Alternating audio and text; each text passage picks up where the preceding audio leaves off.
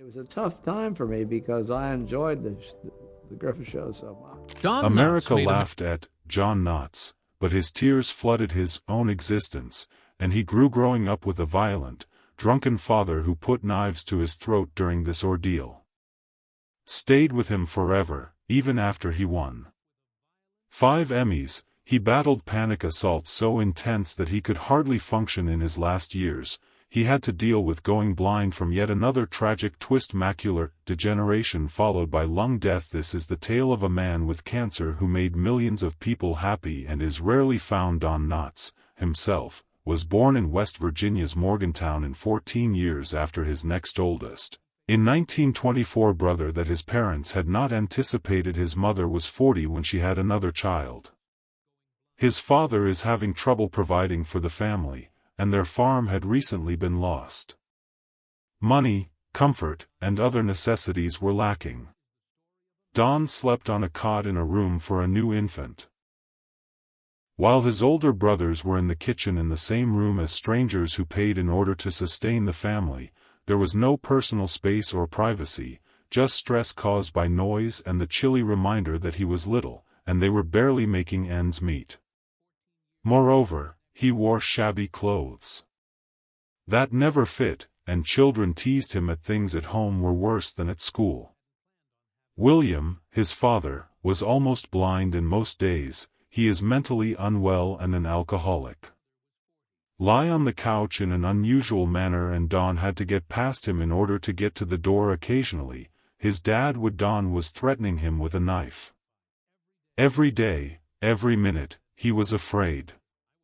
Declared, "I was unhappy and felt like a loser." Primarily at the age of 13, it was heartbreaking when father passed away from pneumonia. However, it felt like a burden to Don, removing from his chest, yet the terror kept his 3 older brothers alive. Grown up in more prosperous times and became resentful, they frequently fought, drank a lot, and occasionally, they directed their rage towards Don. Considered him to be a weak and unhelpful sibling. Shadow was unique, he mocked and joked. He added a small amount of light into Don's gloomy world after Shadow passed away due to Don lost the sole item due to an asthma episode. Someone in the family who had ever made him. Don turned to laugh without someone to rely on. He made up imaginary pals inside of himself. Fabricated tales in his mind, which is how after adjusting, he discovered ventriloquism. Created a dummy called Danny and began playing in churches, schools, and he was only 15 when he attended community activities. Was an escape, not just something to do for fun. Was the initial moment that everyone applauded for. He didn't do it for his brothers or that he tried his luck in New York as a dummy. York but was unsuccessful, so he went back home and then enrolled at West Virginia University at the age of 19. He entered World War II in 1943. Draftees mistook him for a Marine. Don, that drill instructor, was a myth. Was too thin to be used in combat. Too anxious, the military put him in the Special Services Battalion 6817th, where his responsibility was to amuse the soldiers. While abroad, Don participated in a military entertainment program known as Stars, and he went from island to island with gripes. In order to boost morale initially, he used Danny Hooch Matador, his dummy, had performed ventriloquism since he was a child, but after 2 years, anything changed. He became irritated. More people chuckled at the dummy than that it was meant to be his act, but Danny continued to take his fellows' show. Al Checo, the entertainer, could also see it. Don grew weary of playing second. Everything is played on a piece of wood. Altered in 1945 when returning to the Don from the United States was traversing a ship. One evening in the South Pacific, he picked up the dummy and tossed it into the sea. He said that he had a dummy in his mind. It sank like it was alive, screaming. However, he didn't regret it at the time. Like severing a chain that he had no intention of no longer hide behind a puppet, he was likely to make others laugh as much as he does. January, back home. Don went back to West Virginia in 1946. The GI Bill covered his tuition at the university. He studied theater and performed in plays on campus and began honing the agitated, anxious personality that would this time, it was his signature. Just Don Knotts. People, no idiot. Began to observe while studying. He encountered Catherine Metz was a woman who was serene and considerate, quite unlike. In addition to him, she was engaged to another person. However, Don pursued her instead of backing off. And it worked out somehow. By 1948, they were married. In the year Don completed his Don Knotts departed west with a degree in theater. 1948, Virginia, with a degree in theater and a $100 loan. His aspiration at the age of 24 was just starting out as an actor, so he took a bus to New York City in the hopes that his history having fun with soldiers during a conflict could open a few doors, but New York was unconcerned. He went to the radio after the city ate him up. One after another, they failed the auditions. Simply ignore him and reject him. Directors were unsure of how to handle a slender, unsteady Morgantown man. In the meantime, he recently married Kay Metz. Bills were arriving in confidence. He nearly gave up as he was leaving, but nonetheless Army contacts that previously provided him with a stage of the conflict ultimately provided him with he eventually got employment, but it wasn't glitzy, but by 1953 it was something. He was cast in a national television soap opera. Dubbed, Search for Tomorrow, which altered he didn't play Wilbur Peterson in anything. A humorous man who is a neurotic with trauma, someone who was unable to communicate with everyone, had to dig except for his sister. Deep into his own history of poverty as a child with a father who is mentally ill to bring it was difficult for Wilbur to live, yet he refused to back down and arrived for around 500 episodes in 2 years, regardless of feeling worn out or nervous. He kept taking on. That capacity led to casting directors considering him carefully. It also resulted in No Time for Sergeants on Broadway, and he first encountered Andy Griffith there. In 1954, at the same time, he also secured a little part on the children's program Howdy Doody. Millions of people have viewed it, so something. He played a twitchy character with a click. Tim Tremble, who is a worried. Children laughed at the exaggerated excitement and adults took notice of what began as a ridiculous. The role of youngsters became a trial run for what will eventually turn him into a well-known figure who didn't merely play. He was anxious, but he managed to make it humorous. It wasn't easy behind the camera. Don experienced severe health worry. Thought he was constantly ill. Even he would wake up when the doctors claimed he wasn't convinced that he had a fatal illness. His body responded to his panic episodes. It all started with shaky stomach problems.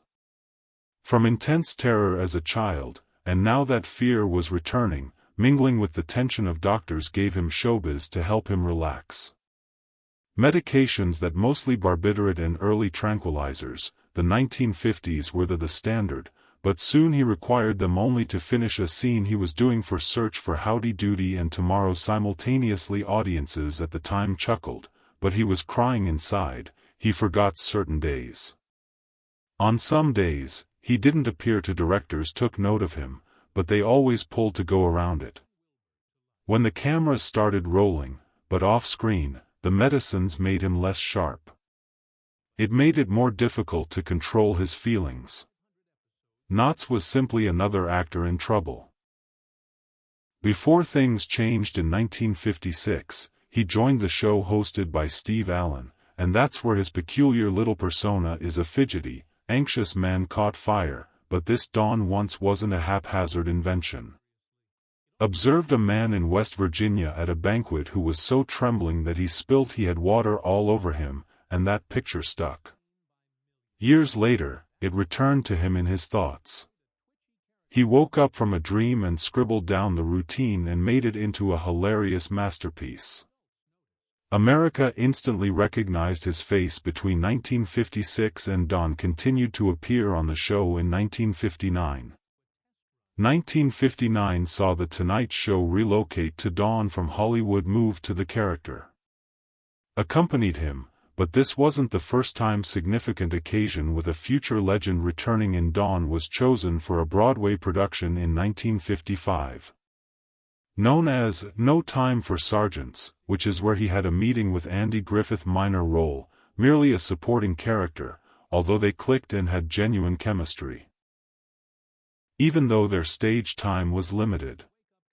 When they were dating, Don had barely completed his time in the military during the he had played for troops throughout the war as a comedian and ventriloquist in a performance titled After the War. He received stars and gripes his degree and began attempting to succeed. Don had to be in show business in 1958. In the motion picture adaptation of No Time for Sergeants, he returned to the stage. Again with Andy Griffith, this was his film debut, and it had an impact. The film brought in more than $7.6 million at large sums of money at the box office for the period. He and Andy spoke a lot on set. Didn't only pretend to have similar views. Was figuring out how to make things funnier by not becoming clear that notion is the anxious person who believes he is in charge remained with him. It would be his trademark. And then suddenly the phone call that transformed everything. Don was home on February 15, 1960. Observing television when he noticed Andy Griffith on Danny Thomas's show doing a little what was the pilot for, The Town Sheriff, would end up as the host of the Andy Griffith Show. Retrieved the phone and dialed Andy. Immediately, they hadn't spoken for almost. Don said, "Don't you think, 3 years later, Andy Taylor, the sheriff, should have a deputy? Just a no agent, no audition, a crazy concept and a cold call, but Andy he arranged a meeting because he loved it." Sheldon Leonard, the producer, simultaneously Don's performance with Steve Allen at the time was ending at precisely the right moment within. Don held the position for weeks before Barney arrived. Some believe Barney was merely Don performing his apprehensive act once more, but it wasn't that easy. Don created a new Barney was undoubtedly nervous, but he was conceited in addition to being afraid. He was boisterous and overconfident, acting as though he knew everything. In fact, he was quite that contrast, however, is what made Barney work. The authors initially believed Andy would be amusing, and Don the straight man. But in the second Andy observed something in the show and informed the team, "I'll be the comic and Don should be the act like a straight man." That instance Don poured the entire performance. The manner in which Barney spoke about everything, how he handled that single bullet he stored in his pocket, even as Andy became irritated after arguing with Thelma Lou. Don turned, and everything was done with care. What a dumb sidekick it may have been became one of the most enduring TV history's characters, and viewers could not stop admiring him, and neither could Don. The 1961 to 1963 Critics' Knots took home 3 consecutive Emmys. Not for the main actor to assist, but to be honest, he took center stage in the show. His large eyes, untamed voice, and trembling hands each time things went wrong. Everything about it was memorable. Transformed what would have been a supporting role into one of the greatest famous TV characters that people still recall. The Barney's one-bullet rule was unreliable when it came to loading his own firearm. Forced him to retain that one bullet in his shirt pocket, and Barney was still there. Nevertheless, they were able to photograph the ceiling by mistake each time that occurred. He would appear devastated. The pistol and go like a child who has been reprimanded. There was no need for words in that type of humor. Was timeless and physically pure, and Don always got it right, but Barney wasn't. He was a fool who believed he was an expert. In everything from singing to judo to he would stand tall and act in American history. Similar to a massive shot, and then entirely break down when he didn't get his way. When he tried to sing, it was a complete failure. Difficult, but when he and Andy sang softly it was strangely pleasant, just the two of them.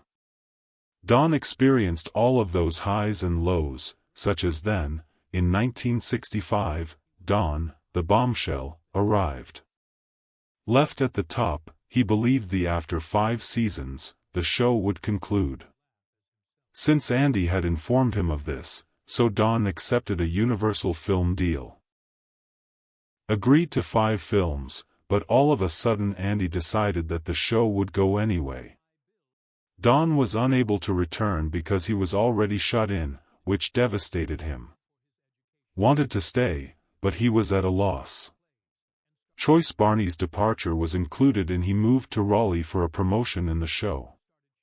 A large metropolitan job, yet the gap was felt by the supporters despite the fact that the series ran until many people thought 1968 would never be the same. In 1966, without him, and once more Don returned for a few episodes in 1967. Only as a visitor, but his presence was energizing. He walked back into the screen. Like he never left. Mayberry guesses he received 2 additional Emmys for those brief appearances that increased his overall up to 5 Emmys for a single performance. A comedy with no other supporting actors has ever done so. In 1986, years later, Don returned wearing the badge for the final time, bringing the cast back to Mayberry. Older and slower together, but still full of the same enchantment. When Barney Faye reappeared on screen, it seemed as though no time had passed. Passed in 1964, Don Knotts took a step back from being a TV sidekick to being the protagonist of an odd little film. It was known as The Incredible Mr. Lidget. Half live action, half animated, he performed a shy fish enthusiast who became a talking fish and ultimately assisted the sounds of the Navy hunting down Nazi submarines. Absurd, but it kind of worked. The movie didn't do too well at the box office, bringing in what might presently exist $35.7 million. However, it demonstrated something: Don Knotts was able to carry a film.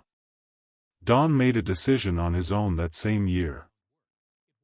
Daring action, he believed the Andy Griffith. As the show came to a finish, he signed a 5-film agreement with Universal Pictures. However, the show continued, and Andy without him, Griffith continued to couldn't return because he was imprisoned in the choice that resulted in the movie Contract B. The beginning of anything significant for his first Mr. Chicken and the Ghost, a Universal film released in 1966 and made a substantial sum of money. It cost around $670,000 to produce and recoup it. It was at least 5 times that amount. Number 34 in the theater business and ultimately brought in almost $100.1 million. Modified, that accomplishment resulted in Universal Don lock him in for 5 years. Went on a run, playing a man in 1967. Afraid of Heights, who somehow managed to drawn into the program about space. In the film's Reluctant Astronaut included actual NASA video and only released 2 days prior to the devastating Apollo 1 fire, which delayed its release, followed by in 1968, The Shakiest Gun in the West revival of a previous Bob Hope comedy. It performed well, not with big successes, but steadily earners. He was particularly well liked in the New York reviewers from the Midwest and the South. He was hardly noticed, although it was a small town. Every time audiences turned up in, Don experimented with something new. In 1969, he was portrayed by Love God as a Hugh Hefner type. It was a person running a risque magazine. An odd decision that audiences didn't like. The movie did not do well, earning only $15.40. Millions of adjusted. Don had attempted to alter his reputation, but it backfired, and he told the Chicago Tribune in 1970 that he couldn't understand what people. He was concerned that viewers were growing tired of him repeating the same anxious personality throughout his. The last movie under the Universal deal was How a Fig is Framed, and it didn't perform well in 1971 either, making just $21.6 million after adjustments and placement after 5 years, the 86th position for the year. The studio chose not to extend the agreement. Hollywood was rapidly evolving edgy movies such as Easy Rider, The Graduate, and The Rules were being rewritten by Midnight Cowboy. Don's tidy slapstick manner didn't no longer fit. He was 47 when he began his film career, was cooling down, and he had no idea why. Was the next, but 1979 wasn't the end. Three's Company, the popular sitcom, required of the previous landlords were departing for a new one, for a spin-off, and the creators made the call. The actors in Dawn were initially anxious. John Ritter even said that they were afraid of Knots as a result of his fame was already there, but after the cameras began rolling, everyone noticed that Dawn had brought something unique about his new persona. Ralph Furley was noisy, ostentatious, and constantly proud of himself, particularly in the presence of women. However, he believed that was what made it humorous. Although he was slick, he never really understood True, and the jokes weren't the only thing. People adored his appearance. Mr. Furley wore outrageously colorful outfits.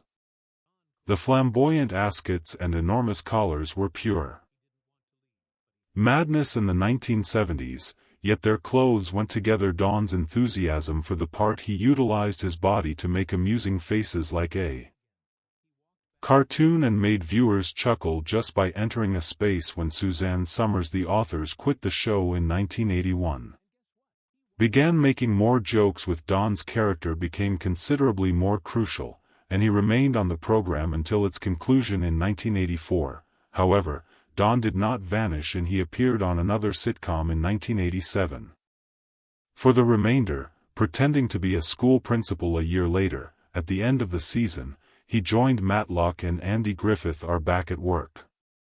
Similar to earlier times, he also a few voiceovers, including an animated himself in the most recent Scooby-Doo. He even had his own brief film career. 1970 variety program, and if you were able to watch, you may have seen him on TV back then, appearing as a guest star on other popular shows such as The Bill Cosby Show or Here's Lucy. However, beneath the humor was a very different tale. Don had a troubled upbringing. Jesse, his father, suffered from severe mental health issues and has a history of drinking. There were occasions when he would take a knife and strike the young Don's neck, screaming that he'd murder his mother. Later told him it wasn't just once. Brought it up to Don while he was an adult. Inquires, do you recall when your father held a diaper while you were in diapers? Jesse was holding a knife to your throat. Ultimately admitted to a mental health facility. He passed away twice while Don was only 13, and Don didn't begin to feel free until then. He started opening up at that point in an attempt to be humorous and develop one's personality that would still make him renowned in the future. Don's daughter Karen Scars claimed he struggled with a variety of moods. He could experience years of depression. Caught up in his own thoughts and unable to remove himself, even though he was. Despite his accomplishments, he frequently felt unhappy. Sufficient, he once told a reporter, I felt miserable most of the time, like a loser. I detested my size at the time. We were impoverished. Despite having made it, his sentiments never truly went away. According to Don's brother-in-law, he always felt like he was unsatisfactory even when fans loved him, the laughter, the accolades, and the fame. None of it was able to totally silence he retained anguish from his early years. The self-doubt, anxiety, and grief were always present but concealed behind the Don. Knotts was beaming and flying high, and he had recently joined the popular sitcom in 1979. Three's Company makes people chuckle millions as Ralph, the eccentric landlord Furley, but everything that goes on behind the scenes when he received bad news. Don was just 57 years old when he went blind. He was given a macular degeneration diagnosis. Unable to accurately read scripts, he found it difficult to identify faces. Even it got risky for a man whose driving his wide-eyed looks had brought him fame. This wasn't merely a medical problem, it was a nightmare. He remained silent at first.